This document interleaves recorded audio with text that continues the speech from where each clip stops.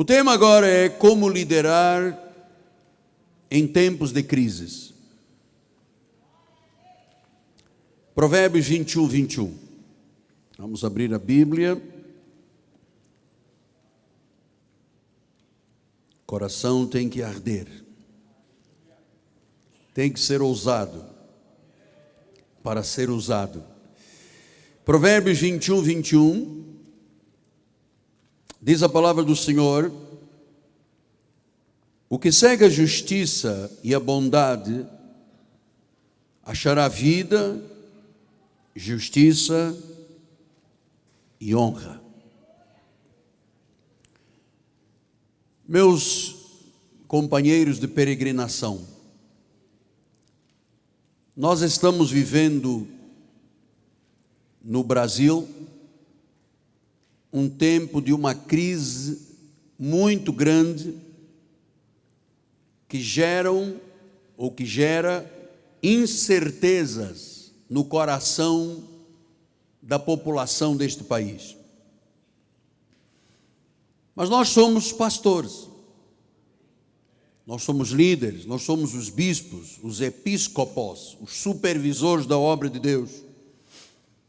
E nós temos que responder perante as nossas comunidades neste período de crise.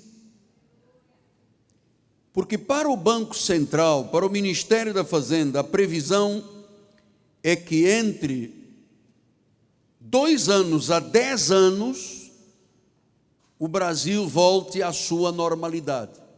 10 anos. Qual é a nossa reação? Nós temos nas nossas comunidades pessoas que perderam o emprego, tiveram salários diminuídos, não recebem salários se eles trabalham na prefeitura ou no estado.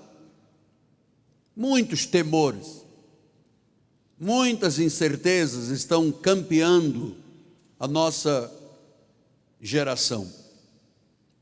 Qual deve ser a nossa reação como pastores? Nós somos líderes. Esta chamada é para ser um mentor da igreja. O cenário que nós vemos aí fora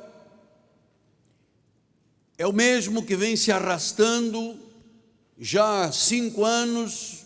Dizem que há uma luz lá no fundo do túnel, ele está acendendo uma luz, mas agora com a crise das carnes já voltou a apagar a luz, enfim. Então ouça o que eu lhe vou dizer. O seu ministério,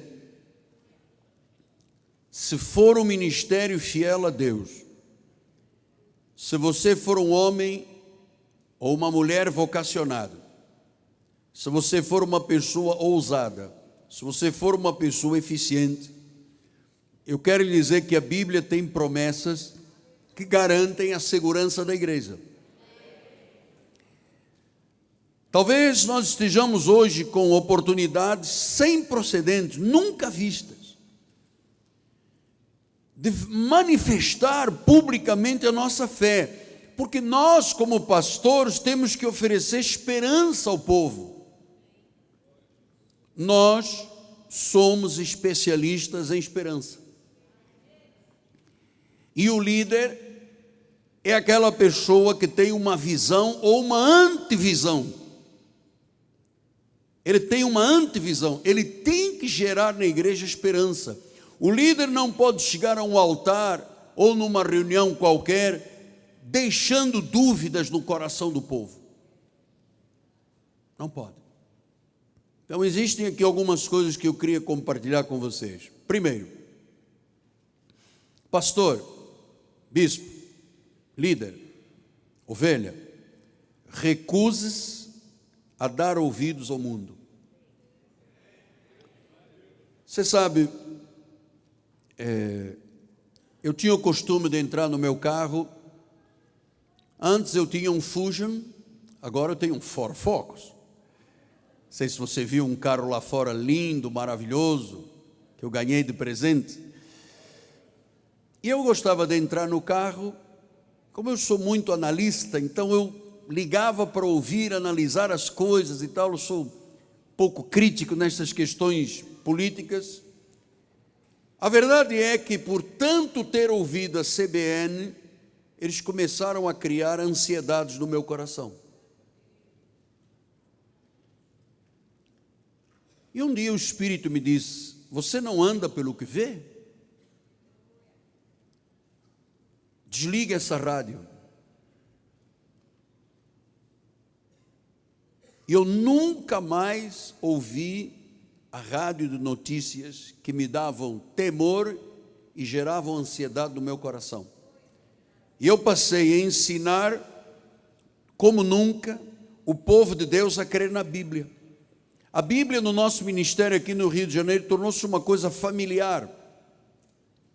Comecei a mostrar que Deus está no trono, que Deus está no controle, que Deus é um Deus de paz, que Deus não quer ansiedade, que Deus é o nosso pastor, que Ele nos daria o que precisássemos. Falei muito sobre Mateus 6,33, buscai o reino de Deus em primeiro lugar e a sua justiça e tudo será acrescentado. Comecei a ensinar Romanos 12,2, não vos conformeis com este século, mas transformai-vos pela renovação da vossa mente, para que experimenteis qual seja a boa, agradável e perfeita vontade de Deus. E comecei a dizer à igreja que Deus não se agita com crises. Se eu o colocasse em primeiro lugar, eu não conheceria recessão, crise. Pelo contrário, eu teria oportunidade, como nunca, de ver o sobrenatural na nossa igreja. Comecei a falar isto há cerca de 4 para 5 anos, quando o Brasil começou a andar para trás. E eu vou lhe dizer uma coisa, com temor e tremor, com a mão na Bíblia: nunca nos faltou nada nesta igreja. Não despedi um funcionário, não renegociei algumas coisas, renegociamos a TBN, renegociamos a Bandeirantes, renegociamos alguns canais, fiz negócios, propus, todo mundo aceitou. E eu comecei a perceber que era agora a oportunidade grande que Deus estava me dando de eu crer como nunca criei. Porque quando as coisas estão tranquilas, olha agora para o apóstolo, porque agora já começamos a nos distrair, por favor. Vou dar uma Dona Laura, pão de açúcar é segunda-feira. Eu sei que já está cansativo, mas temos muita coisa para trabalhar. A igreja tem que gerar esperança. A igreja tem que gerar fé, porque o medo paralisa a fé. Quando você tem medo, você está tendo fé no inimigo. E igreja não é lugar de preocupações. Igreja não é lugar de ansiedades, de incertezas, de medo. Igreja é um lugar que promove esperança no futuro. Deus está no trono. Ouça, quando nós construímos esta catedral, nós estamos passando a pior crise financeira que o Brasil passou. A era Collor. E eu não parei um dia. Então a primeira coisa que você tem que ensinar o seu povo é recusar-se a dar ouvidos ao que o mundo diz. Isso tem que ser ensinado dioturnamente. O mundo pode dizer, está pegando fogo. Nós somos o gerador de esperança. Em segundo lugar, nós temos que ensinar o povo a entender o significado do dízimo. Daqui a pouco um dos estudos bíblicos vai ser sobre isto. Porque nós que cremos, temos que saber isto e ensinar o povo da igreja. Se eu não devolver o que é de Deus, eu vou ser um escravo de dívidas, de medo, de crise, de lutas. Dízimo não é meu. Dízimo é do Senhor. E se eu não o devolvo a Deus, eu sou um escravo, porque eu não tenho a bênção de Deus, porque o dízimo fecha as portas ao inimigo. Ele disse, por vossa causa eu repreenderei o devorador, para que não te consuma o fruto da videira. Então o pastor tem que ser um compulsivo semeador, um exemplo, mostrar ao povo da igreja que você é um fiel dizimista. Uma vez por mês, no dia da ceia do Senhor, eu pego o meu cheque, mostro à igreja o meu salário, pago 1 ano de televisão real por dia, R$360, eu trago aqui à igreja todos os dias. Eu sou compulsivo. O momento de maior alegria de um culto para mim não é o louvor, não é a pregação, é a alegria da sementeira, porque a Bíblia diz que Deus ama aquele que dá com alegria.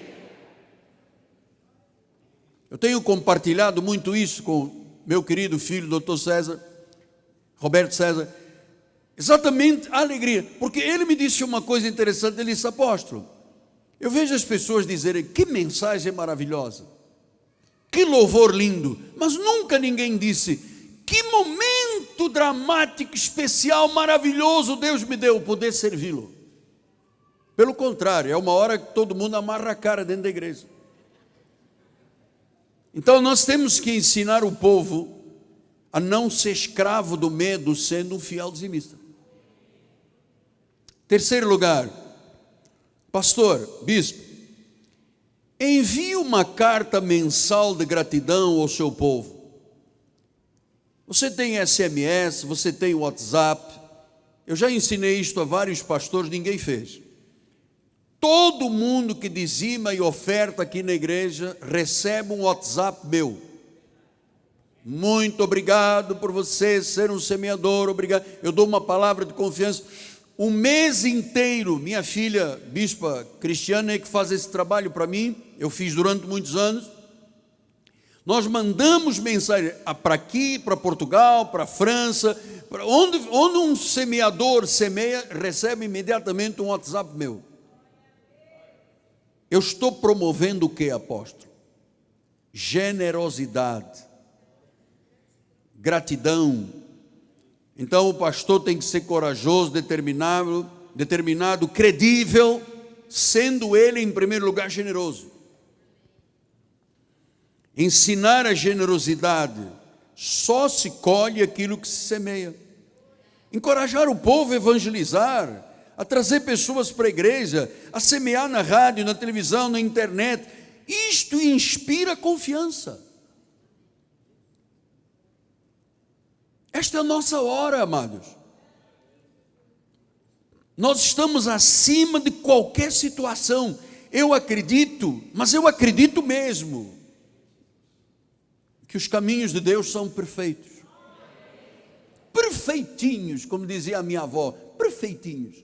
Os caminhos de Deus não podem falhar. Amado, se isto falhasse, o sol amanhã rebentaria a lua cairia na terra. Amado, isto é tudo perfeito. Não tenha medo achando, sim, mas se a crise, você algum dia Deus mostrou na Bíblia, o país está em crise, eu me retiro do trono, vocês agora estão entregues aí, abandonados. Nunca. Os caminhos de Deus são perfeitos. Então, como é que eu faço para liderar em tempos de crise? Ensino, e eu pessoalmente me recuso a dar ouvidos ao mundo. Ensino a dizimar e faço esse feedback com o povo. Dizimou, ofertou, recebeu a minha mensagem. Foi uma oferta e um dízimo expressivo, recebeu um livro do apóstolo. Foi mais expressivo, recebeu um livro, um CD. Foi mais expressivo, recebeu 2, 3. Você sabe, nós temos aqui pessoas na igreja que acreditam. Este púlpito tem que lhe dizer isto definitivamente. Só entrega dinheiro na mão de um pastor quem reconhece credibilidade na vida do pastor. Outro dia veio aqui uma senhora de uma igreja e entregou-me um dízimo e disse: eu não vou dizimar na minha igreja mais, porque eu perdi o meu marido, perdi um filho, e eles sequer me deixaram chorar.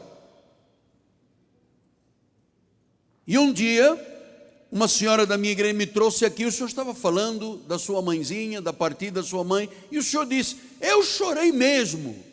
E ela desabou aí no culto e disse, lá nem sequer me deixavam chorar, porque diziam que eu estaria em pecado, que eu não era uma mulher de fé. Então está aqui o meu dízimo.